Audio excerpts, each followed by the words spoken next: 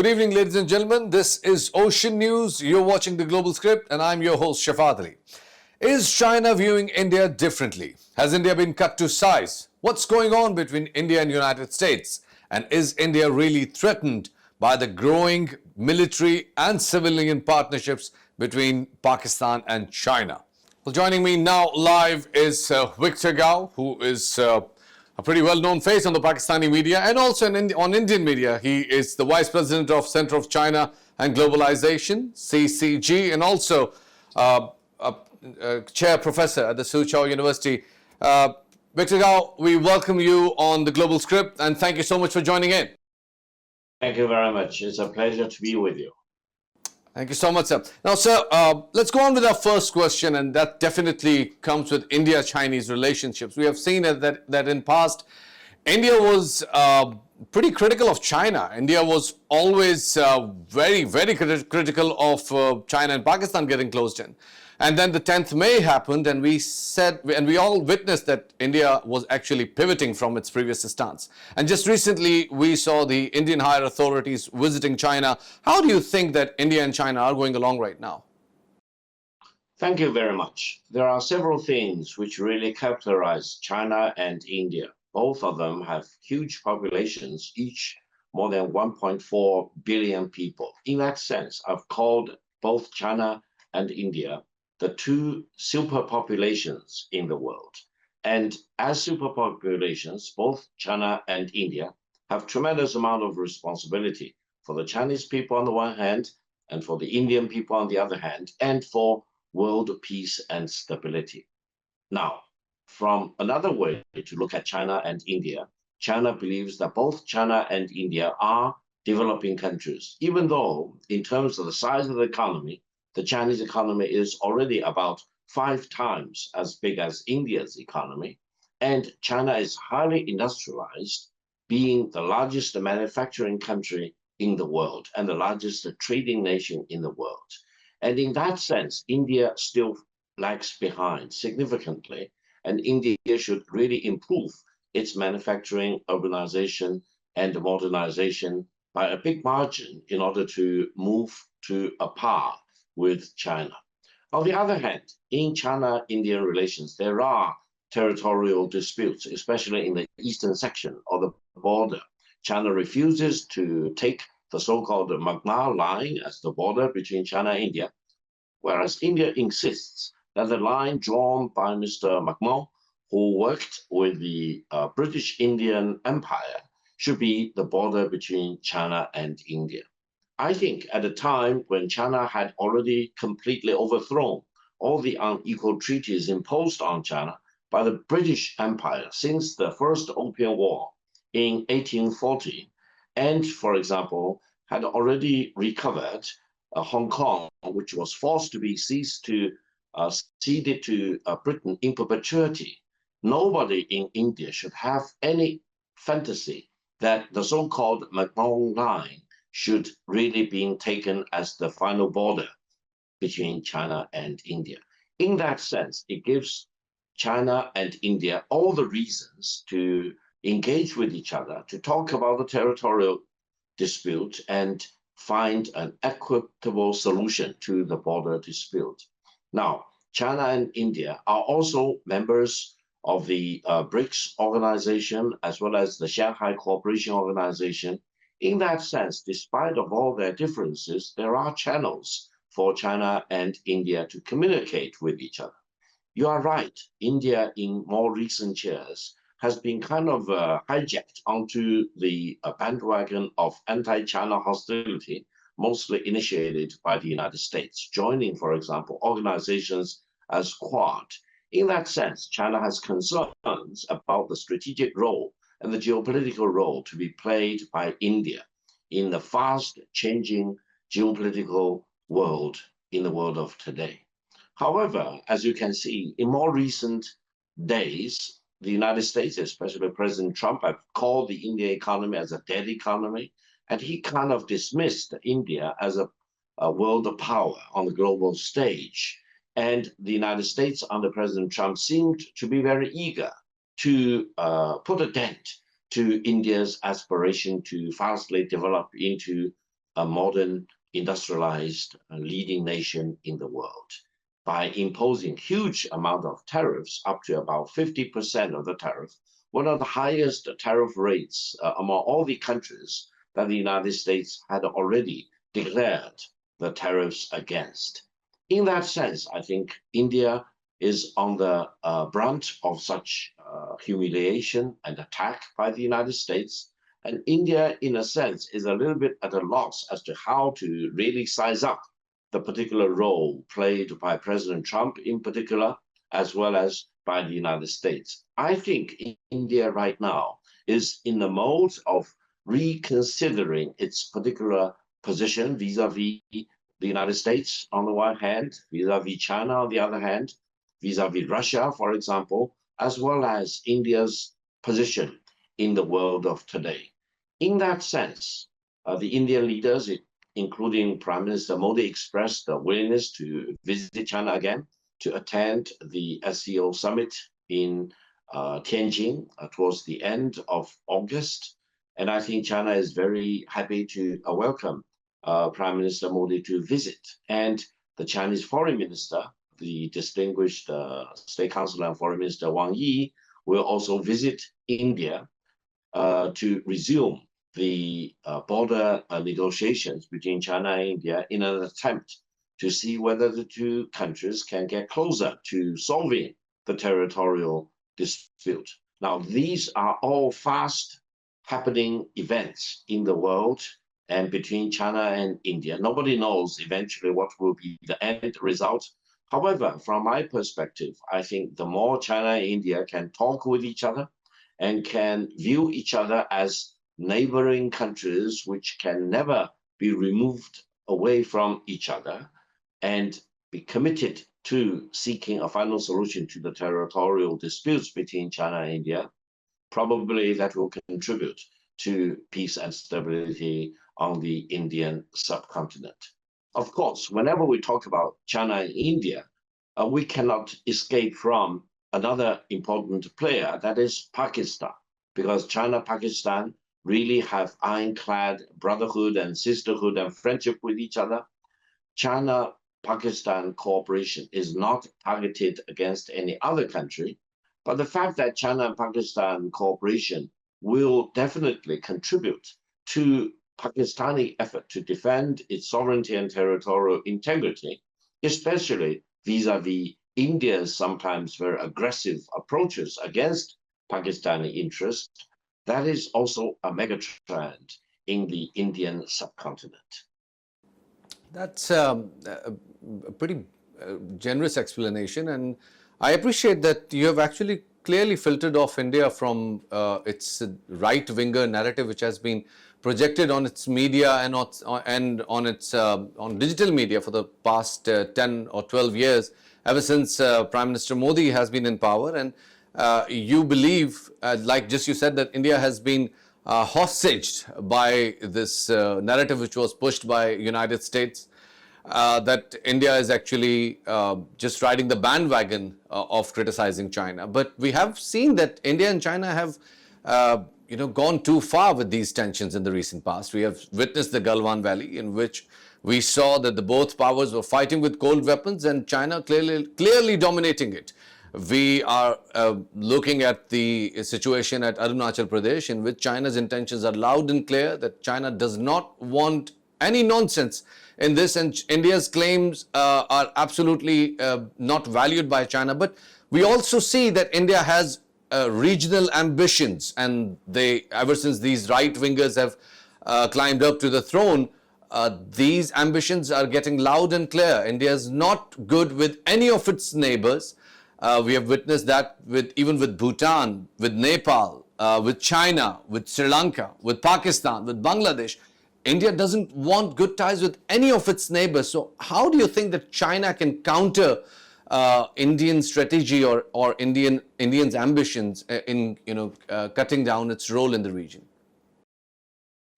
First of all, India's territorial ambition against almost all its neighboring countries, as you correctly mentioned, is something that baffles me.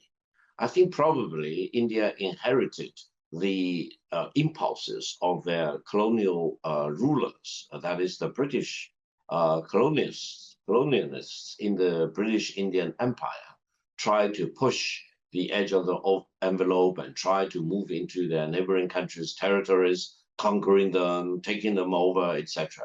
That is a dead end to start with. In the world of today, you should really avoid pushing your territorial ambitions, and you can actually serve the fundamental interests of the Indian people better by focusing on economic development without, for example, expanding your territory. I hope the Indian government and the Indian leadership should really learn that lesson. Using Bhutan as an example, India controls Bhutan's military and foreign policy and does not allow Bhutan to really freely normalize its diplomatic relations with China, which is a big pity. Because if you go to Bhutan, you will know it's exactly like another place in Tibet. The people there mostly believe in Tibetan Buddhism. People look like, for example, people in Tibet, and their culture, their heritage are very much aligned with the Tibetan heritage rather than the Indian subcontinent heritage. The people look differently. And I think the fact that India still wants to rule over Bhutan is a misnomer in the world of today. India took over Sikkim, which was a tragedy in itself. And I think that didn't serve the peace and stability on the Indian subcontinent. Likewise, India has made similar threats and pressure points against Nepal, which is a much larger country and also a neighboring country with China. And in more recent years, China and Nepal have focused on economic development, building up connectivity, highways, and proposed the railways, power transmission lines, and urbanization and manufacturing centers in Nepal. And each time when China and Nepal want to move in greater cooperation with each other, India actually stands in the way. Now, in terms of India's ambitions against Pakistan, especially in terms of Kashmir, for example, it is well recorded. And Pakistan and India have several wars already, including the recent aerial battle between India and Pakistan, in which Pakistan gloriously won the victories against the Indian side. So I think one big lesson on the Indian subcontinent is for India to really reposition its position in terms of geopolitical positioning in that part of the world and try to be a good neighbor with all the neighboring countries rather than following the so-called British instinct of territorial ambition and expansion of its territory at the expense of its neighboring countries. China will never buy that story from the Indian side, and China will never take the Myanmar line as the final border between China and India. I even told the Indians that if you really want to take the Myanmar line as the border between China and India, drawn by Mr. Myanmar, who was a median-ranking official in the British Indian Empire, I, meaning Victor Gao, can draw a similar line. Being asked, where do I draw the line? I said, I could draw a line along the Ganges. Areas to the north of the Ganges should be declared territory of another country, and areas to the south of the Ganges should be declared as territory of India. Now, the arbitrariness of a line drawn along the Ganges probably will be less absurd than the Myanmar line drawn by Mr. Myanmar more than 100 years ago, which should never be taken seriously by the Indian government as the border between China and India. Therefore, I think we need to use our sanity and wisdom and courage to look at the territorial disputes between China and India on the one hand, as well as India's iron grip on Bhutan, which is abnormal in the world of today, as well as India's relentless efforts try to pull Nepal back into its sphere of influence, as well as the endless friction points between India and Pakistan, especially along the lines of actual control in Kashmir. That's brilliantly put, Mr. Victor Gao. Before I move on to my next question, it's time for a quick break. Ladies and gentlemen, Victor Gao is with us. It's time for a quick break. Keep watching the Global Script.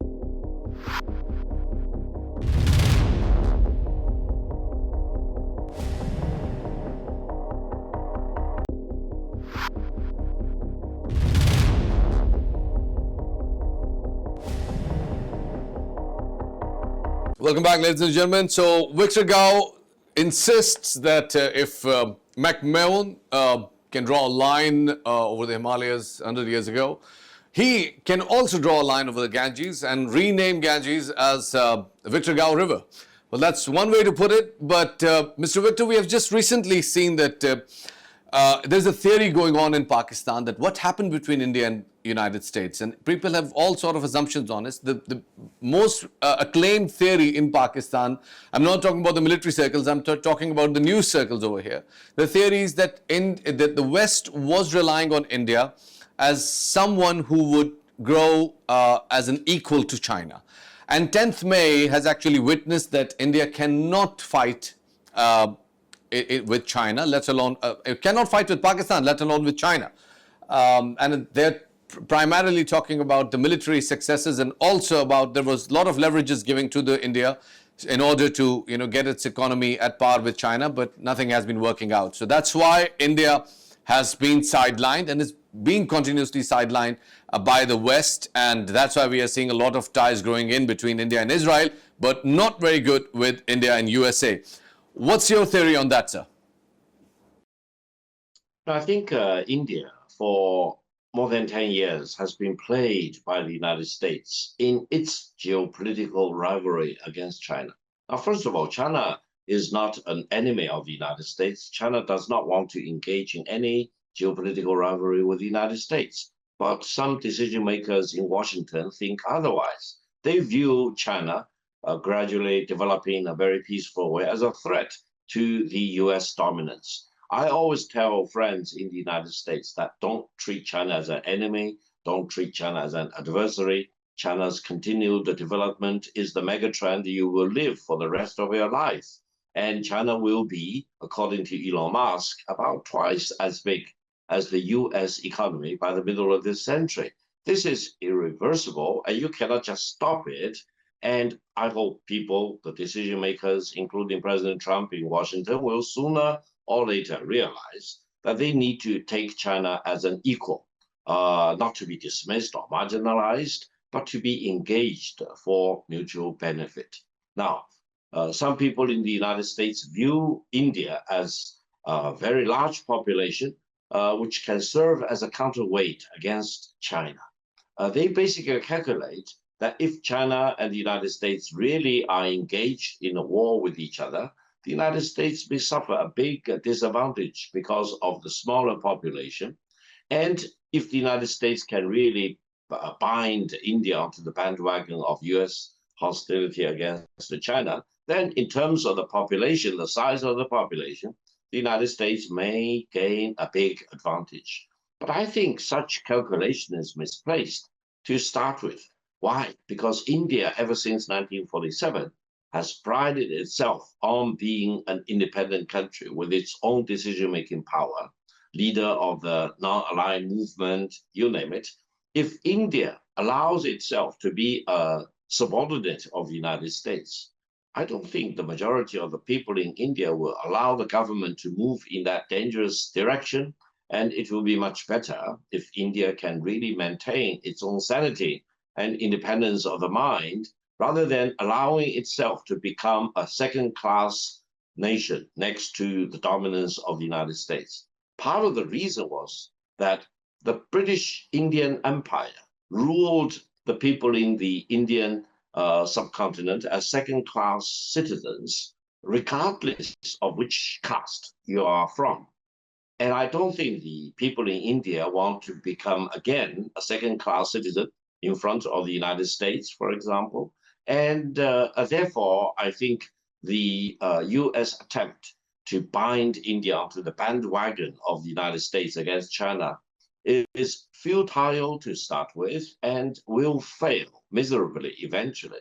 And the fact that President Trump declared Indian economy as a dead economy and marginalized India, put maximum pressure of tariffs on India, and kind of declared that India should not really be the place to produce Apple phones and many other gadgets that China has been producing for more than 4 decades, is a big slap in the face of India as a nation, of Prime Minister Modi as a leader.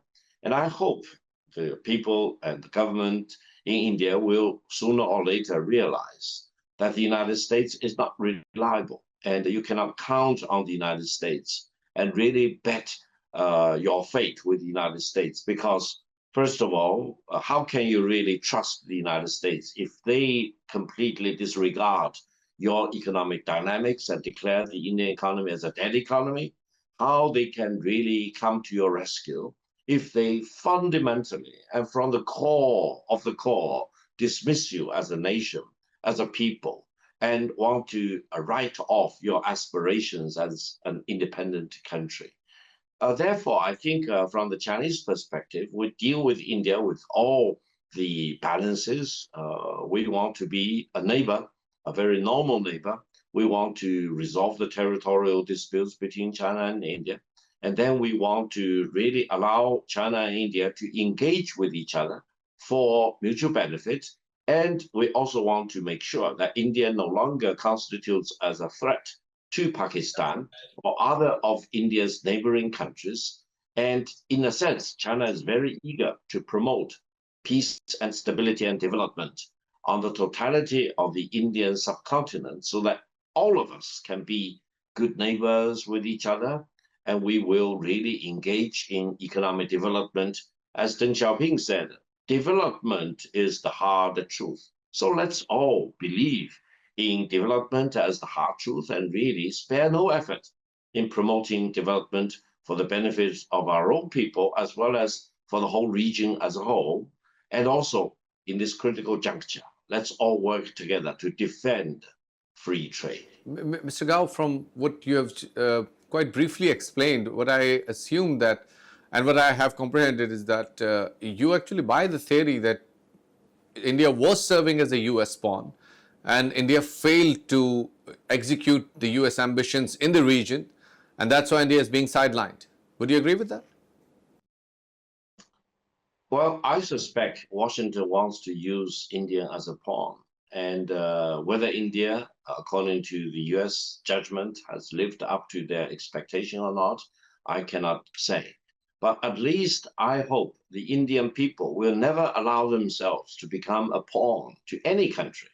And allowing the 1 billion people in India as a pawn to any country, big or small, will be a complete shame for the people in India. And it will be very disloyal to the tradition of India as a nation since 1947. And eventually, if any leader in India wants to lead India into war rather than peace, into destruction rather than prosperity for the Indian people, will be a recipe for the disaster of the Indian people. And I think India, which has traditionally called itself as the largest democracy in the world, should really think twice whether the decision by the government will be in line with the aspiration of the people or will be against their aspiration. I personally am convinced that the overwhelming majority of the people in India do not want to allow themselves to become a pawn of another country after living for about 200 years as second-class citizen under the British colonialists when they ruled India, in complete denial of the dignity and the decency and the honor of the people in India, at that time, the Indian subcontinent, which is a human tragedy on unprecedented scale. How can a minor, small British Isle country deny the hundreds of millions of people in the Indian subcontinent as equal citizens with equal rights and delegate them to second-class citizens, treating them as serfs in a sense, denying their basic human dignity. Now, I hope the Indians will never forget that tragedy as a tragic chapter in their history and will never allow any other country to dominate above the Indian people. That's brilliantly put, Mr. Gao. But we have just witnessed that Israeli envoy in India just ridiculed and insulted the leader, the opposition leader in India, Priyanka Gandhi, who's quite a towering figure in the Indian politics, when she criticized Indian government over its silence and alleged complicity in the genocide which is being committed by the Israel in Gaza. Do you think that the neighboring countries in the region should be alarmed or be worried about this growing Israeli influence in India? First of all, let me put it on the record. The Israeli atrocities against the Palestinian in Gaza is one of the unprecedented, the largest scale, and the most heinous atrocities against mankind. And it should be condemned universally by every country, every nation, every person with decency in the world. And no Israeli politician should have the decency of telling misinformation about their atrocities committed against the Palestinians in Gaza and elsewhere, and their attempt to deny the Palestinian people the two-state solution.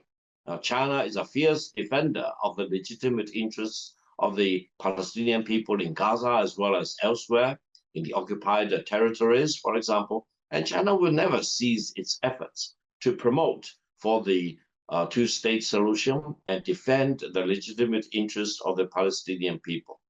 In the world of today, if anyone tells you that Palestinian people are less of a human being than the Israelis, then they are telling you the lies. The Palestinian people are as much human beings as anyone in Israel, any Jew in Israel or in the world, as well as much as any other people in anywhere else in the world. So in that sense, I hope the people in India will do the right thing, rising up and condemn the atrocities committed by the Israelis against the Palestinian people in Gaza. No one in Israel, no one in India should be ashamed of their condemnation against the Israeli atrocities against the Palestinian people. And I hope the 8 billion people in the world will really unite in condemning the Israeli atrocities and making sure that the Palestinians will be fully protected as full-bodied human beings with their dignity and security and the decency and human rights are being fully protected. That being the case, I hope everyone in India will do the right thing. Now, whether the Israelis have enjoyed expanding influences in India or not, I think probably that assessment is on the right side, mainly because Israel has a particular agenda to grind against many Muslim countries in the world. And in India, the current government sometimes take aggressive attempts against the Muslim population inside India, as well as Muslim populations in the neighboring countries of Pakistan and Bangladesh. Therefore, I think we should really watch the situation very closely and try to eliminate that kind of influence as a very poisonous influence in the political sphere in India, and try to avoid India being used by these dangerous elements, which may lead to more tensions between the majority Indian population on the one hand and the Muslim population in India on the other hand, as well as between India as a country with its Muslim neighboring countries, especially Pakistan and Bangladesh. That's quite aptly put, Mr. Gao. Must appreciate that. It's time for a quick break. We will continue with Mr. Gao after this short break.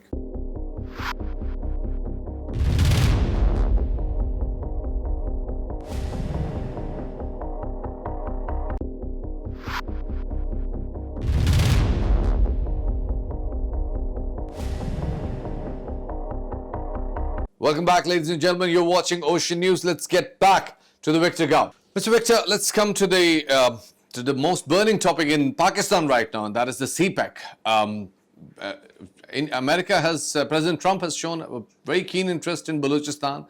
He talks about the oil and the shale gas resources over there. He talks about the minerals over there. But we also see that Balochistan in particular and Pakistan in general is a key location in China's BRI initiative. What's China's take on that? Is China a little bit concerned about America's potential growing influence in Balochistan? First of all, the CPEC project as a whole is the most important infrastructure connectivity projects within the whole BRI initiative globally. So I hope the brothers and sisters in Pakistan will fully appreciate the magnitude, the scope, the breadth, and the width of this CPEC project as a totality, which may, if used properly, contribute to modernization, urbanization, and industrialization of Pakistan.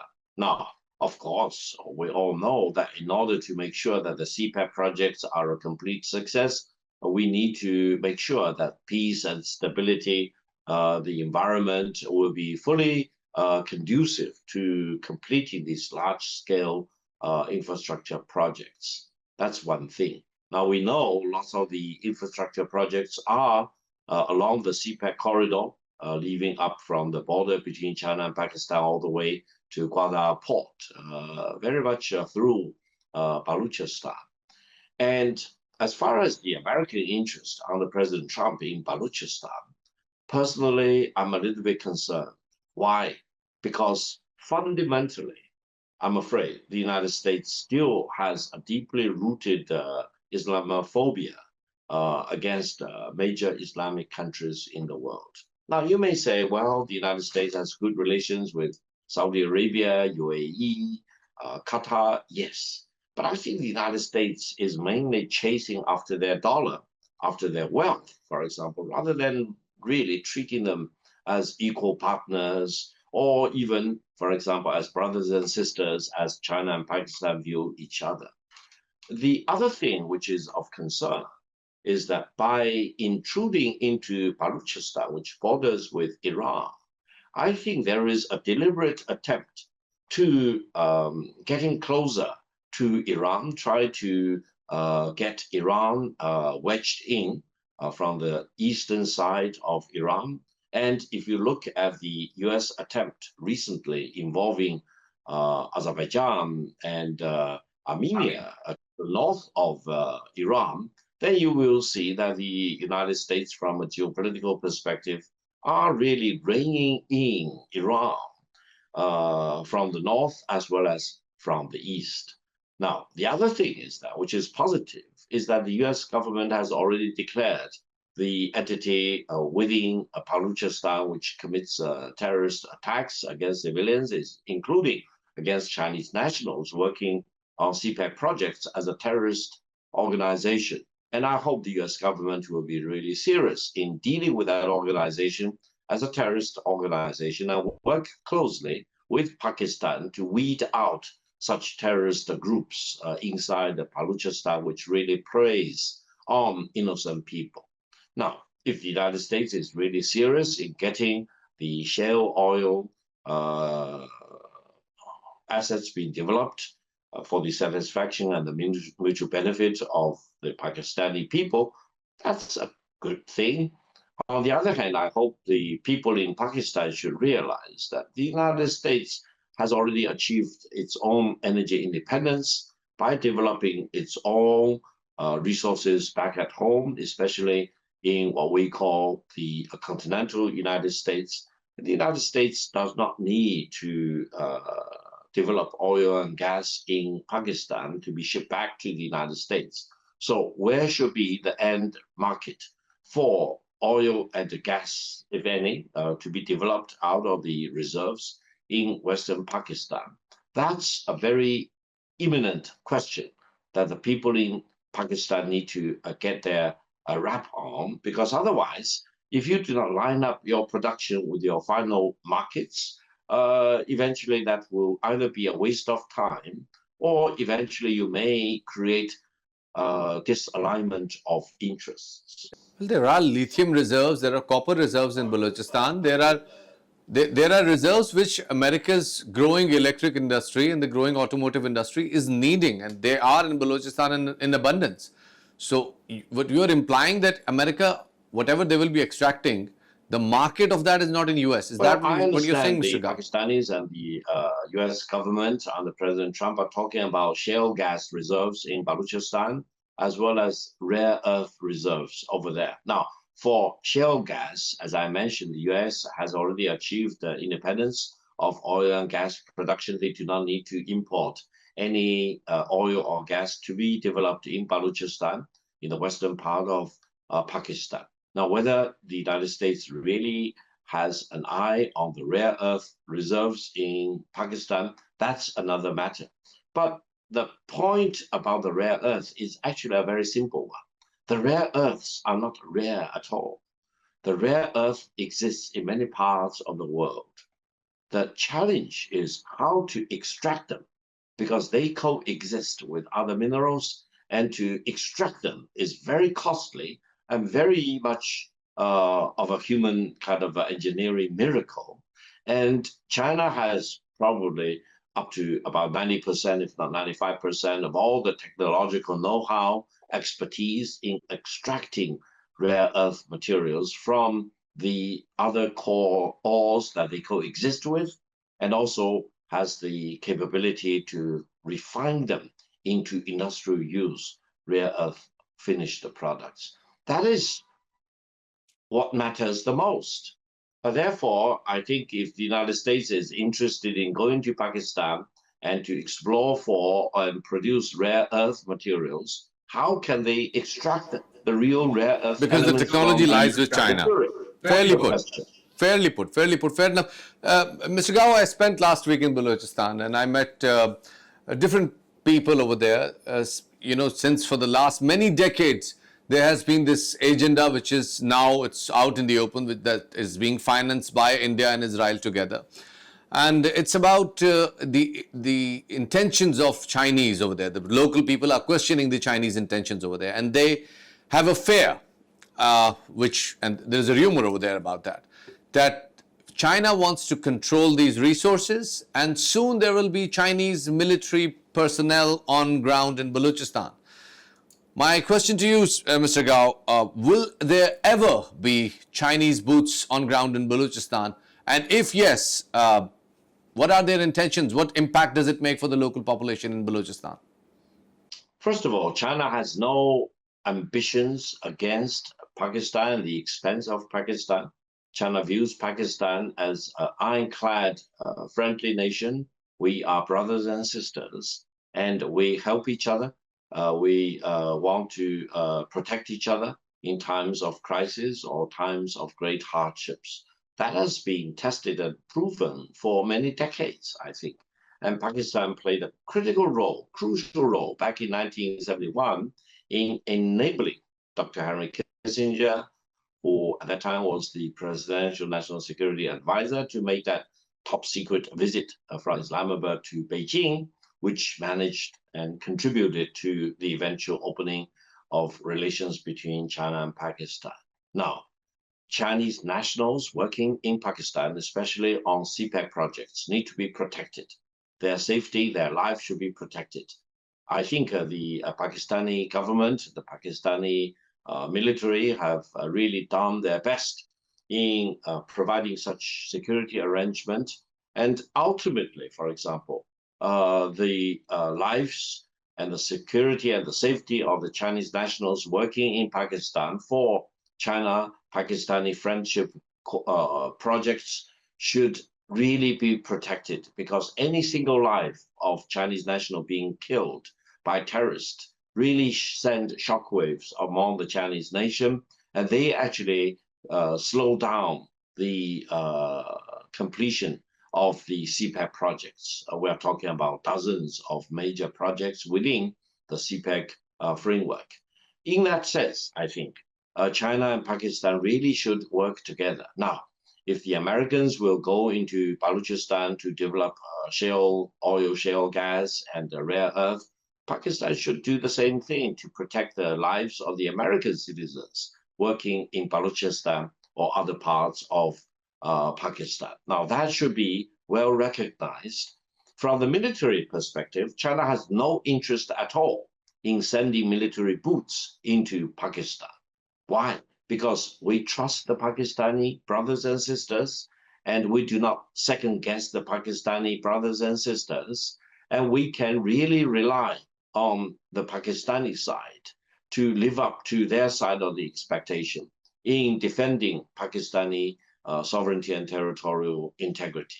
And I've emphasized that whatever the Pakistani side will need in terms of defending its national security and safety and territorial integrity, I don't think China will have any reservation in sharing the best technologies and the equipment and the hardware and the software that we have with our Pakistani brothers and sisters.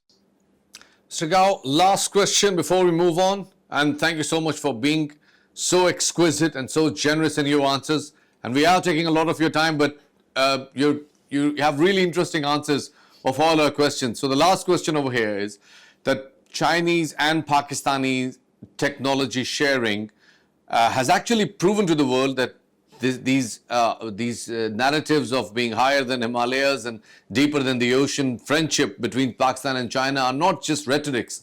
They're actually ironclad brothers and sisters.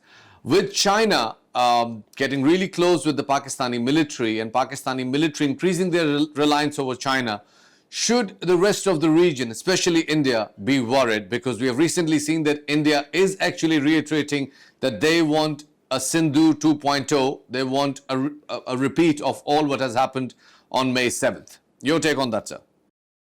First of all, I think the aerial battle between Pakistan and India resulted in a complete win by the Pakistani side against the Indian side. The Indian side for a while tried to live in parallel universe. They tried to tell the world that they won against the Pakistani side. They shot down Pakistani planes. The reality, as President Trump actually correctly pointed out, was just the opposite. There was only one winner, that is Pakistan. And by definition, there was only one loser, that is India. Now, if you look at the Indian side, they import weapons from all countries, and they find it almost impossible to really integrate all these different standardization systems, operational rationale into one seamless killing machine. And on the Pakistani side, because the Pakistani side really depends on the China-Pakistani jointly produced planes as well as Chinese exported planes, and China has no reservation in sharing with the Pakistani brothers and sisters our way of operating the system. And in the world of today, I always emphasize the merging of the space, the sky, that is the Air Force, the ground, that is the Army, and the Navy, as well as the submarine. The 5 dimensions need to be merged into a seamless web in order to allow your fighters, your soldiers, your sailors, your ground forces to kill the other side of the equation, see further away than they do, and fire your weapon at far distance than the other side.